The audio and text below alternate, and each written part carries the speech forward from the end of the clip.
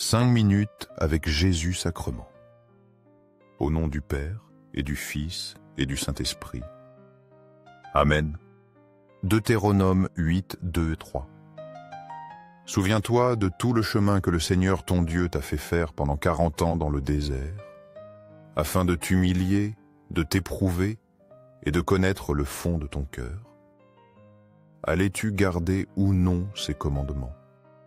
Il t'a humilié, il t'a fait sentir la faim, et il t'a donné à manger la manne, cette nourriture inconnue de toi et de tes pères, pour te faire savoir que l'homme ne vit pas seulement de pain, mais de toute parole qui sort de la bouche du Seigneur. Méditation, cher Jésus, prisonnier d'amour, vous êtes comme la manne dans le désert spirituel de ma vie. Vous vous offrez comme nourriture pour mon âme affamée. Vous me rappelez que la vraie vie ne se trouve pas dans les plaisirs terrestres éphémères. Elle réside dans l'écoute et l'obéissance à la parole de Dieu. Aidez-moi à me souvenir de votre présence constante. Vous êtes toujours là, même dans mes moments de désert spirituel, attendant patiemment que je vienne me nourrir de vous. Seigneur de la vérité, guide-moi sur le droit chemin, sur le sentier du bien, pour que jamais je ne m'écarte de tes commandements, que ma vie soit toujours un reflet de ta lumière. Et Seigneur du Saint-Sacrement, fais que mon amour pour toi grandisse chaque jour, que mon cœur soit toujours allumé du feu de ton amour. Proverbe 9, 1, 6.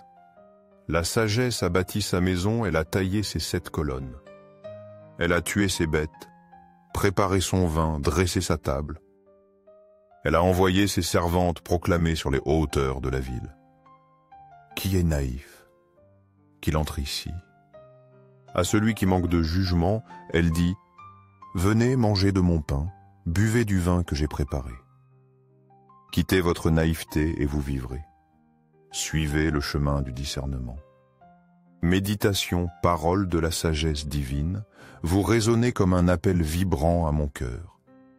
Vous m'invitez à quitter la naïveté du monde et à entrer dans la maison de la sagesse. Cette maison, c'est votre cœur sacré, Jésus, où la table est dressée. Le pain et le vin, symboles de l'Eucharistie, sont offerts. Vous me proposez un festin spirituel. Vous m'appelez à la conversion, à choisir le chemin du discernement. Aidez-moi à répondre à votre invitation avec empressement et à me nourrir de votre sagesse. Je me souviens, Seigneur, de ce rêve que j'ai eu sur le paradis.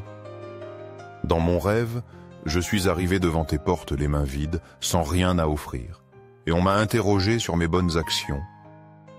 À ce moment-là, j'ai réalisé que je n'avais rien de digne à te présenter. J'ai ressenti de la peur et de la honte, pensant que je serais renvoyé de ta présence. Mais alors je me suis souvenu que, bien qu'imparfait, j'avais toujours essayé d'être un bon catholique. Matthieu 22, 1-14. Le royaume des cieux est comparable à un roi qui célébra les noces de son fils. Il envoya ses serviteurs conviés les inviter aux noces, mais ceux-ci ne voulaient pas venir. Il envoya de nouveau d'autres serviteurs dire aux invités, « Voilà, j'ai préparé mon festin, mes bœufs et mes animaux, gras sont égorgés, tout était prêt. Venez aux noces. » Mais ceux-là n'en tinrent aucun compte et s'en allèrent. L'un à son champ, l'autre à son commerce. Les autres empoignèrent les serviteurs, les maltraitèrent et les tuèrent. Le roi se mit en colère, il envoya ses troupes, fit périr ses meurtriers et incendia leur ville. Alors il dit à ses serviteurs, « Le festin de noces est prêt, mais les invités n'en étaient pas dignes. Allez donc au carrefour, et tous ceux que vous trouverez, invitez-les aux noces. » Ses serviteurs allèrent et l'essayent sur les routes, rassemblèrent tous ceux qu'ils trouvèrent, les mauvais comme les bons, et la salle des noces fut remplie de monde. Le roi entra pour examiner les convives, et là, il vit un homme qui ne portait pas le vêtement de noces. Il lui dit, Mon ami, comment es-tu entré ici sans vêtements de noces » L'homme resta muet. Alors le roi dit au serviteur, « Jetez-le, pieds et poings liés, dans les ténèbres extérieures. Là il y aura des pleurs et des grincements de dents. Car beaucoup sont appelés, mais peu sont élus. » Méditation. Seigneur, cette parabole des noces royales me parle profondément. Vous êtes le roi qui invite à son festin. Ce festin, c'est le royaume des cieux, l'Eucharistie. Beaucoup sont appelés, mais certains refusent l'invitation, préférant les préoccupations terrestres. D'autres, même en venant, ne portent pas le vêtement de noces, symbole de la grâce et de la foi vécue. Je ne veux pas être de ceux qui manquent la joie de votre royaume. Aidez-moi à répondre à votre appel avec un cœur préparé, revêtu de la grâce, pour être digne de participer à votre festin éternel. Et tandis que je prononçais chaque mot avec foi et dévotion, les portes du ciel ont commencé à s'ouvrir en grand. Quelle joie immense a inondé mon être en réalisant que, par la foi simple et sincère, je pouvais m'approcher de toi et entrer dans ton royaume d'amour et de paix. Seigneur, quel réconfort de savoir que tu n'as pas besoin de grandes œuvres, ni de gestes extraordinaires, mais simplement d'un cœur plein de foi et d'amour pour toi. Luc Bitonde, 15-24. Un de ceux qui étaient à table dit à Jésus, « Heureux celui qui prendra part au repas dans le royaume de Dieu. » Jésus lui dit, « Un homme donnait un grand dîner, et il avait invité beaucoup de monde. À l'heure du dîner, il envoya son serviteur dire aux invités, « Venez, car voici, tout est prêt. » Mais tous, un par un, se mirent à s'excuser. Le premier lui dit, « J'ai acheté un champ, et je suis obligé d'aller le voir. Je t'en prie, excuse-moi. » Un autre dit, « J'ai acheté 5 paires de bœufs, et je pars les essayer. Je t'en prie, excuse-moi. » Un autre dit, « Je viens de me marier et c'est pourquoi je ne peux pas venir. » Le serviteur de retour rapporta ces paroles à son maître.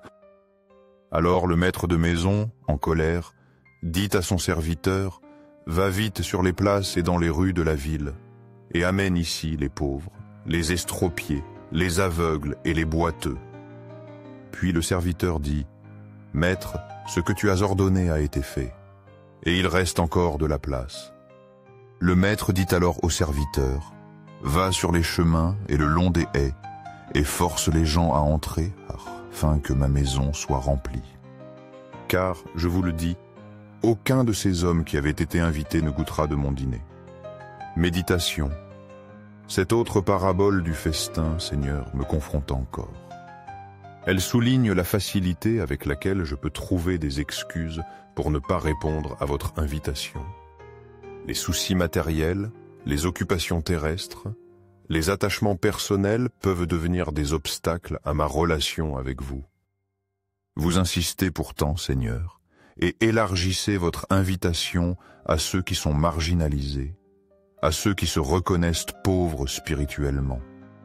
Vous désirez que votre maison soit pleine. Aidez-moi à ne pas être de ceux qui s'excusent, mais de ceux qui, reconnaissant leurs besoins de vous, acceptent joyeusement votre invitation et entrent dans votre festin d'amour. Aux cieux et sur la terre, que soit toujours loué le cœur aimant de Jésus sacrement. Nous croyons, Seigneur, en ta présence réelle et vivante dans le très saint sacrement de l'autel. Nous nous prosternons devant toi avec humilité, reconnaissant ta grandeur et ton amour infini. Cœur de Jésus, j'ai confiance en toi. Cœur de Jésus, ardent d'amour pour nous, enflamme nos cœurs pour qu'ils brûlent aussi de ce même amour pour toi. Cœur de Jésus, convertis ceux qui te blasphèment, ceux qui te rejettent et t'ignorent. Fais que tous les cœurs te reconnaissent, t'adorent et se tournent vers toi avec repentance et foi. Cœur de Jésus, illumine les pécheurs, sauve les mourants et aie pitié des âmes qui souffrent au purgatoire. ne permets pas qu'aucune âme ne se perde, et que nous puissions tous jouir un jour de la vie éternelle auprès de toi. Amen.